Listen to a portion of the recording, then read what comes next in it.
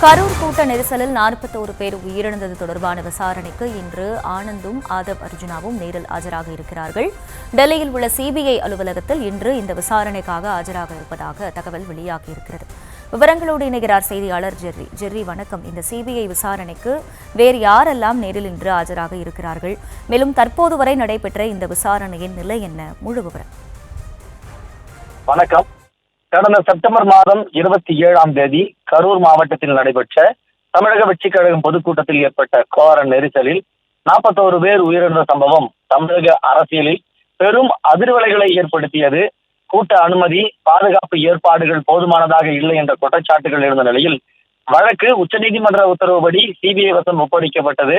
தற்பொழுது சிபிஐ விசாரணை தீவிரமடைந்திருக்கிறது என்று சொல்லலாம். இந்த வழக்கில் தவிக நிர்வாகிகளான உதயானந்த், ஆதவ் அர்ஜுனா, நிர்மல்குமார், மதியழகன் ஆகியோருக்கு டெல்லி சிபிஐ தலைமையகத்தில் டிசம்பர் 29ஆம் தேதி ஆஜராக சம்மன் அனுப்பப்பட்டது. இந்த நிர்வாகிகள் டெல்லி சென்று விசாரணையில் ஆஜராக இருக்கிறார்கள்.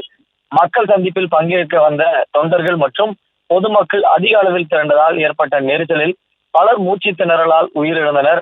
அது கட்சியின் ஏற்பாடுகள் மற்றும் அனுமதி தொடர்பான கேள்விகளை எழுப்பியது.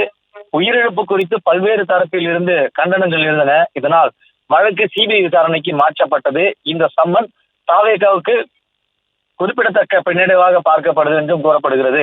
கட்சி தொடங்கப்பட்டு 2 ஆண்டுகளே ஆன நிலையில் இத்தகைய சட்ட சிக்கல் கட்சியின் அரசியல் பயணத்தை பாதிக்கலாம் என்றும் அரசியல் நோக்கர்கள் கருதுகிறார்கள்.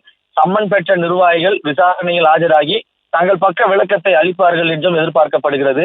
வழக்கு தொடர்பான மேலும் விவரங்கள் விசாரணை முடிந்த பிறகே தெரிய வரும்.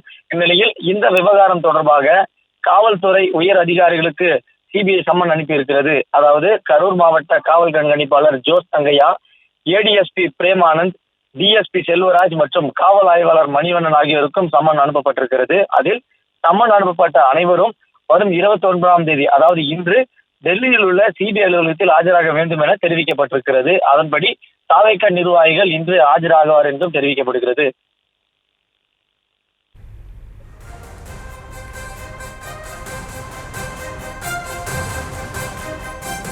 விவரங்களுக்கு நன்றி ஜெர்ரி.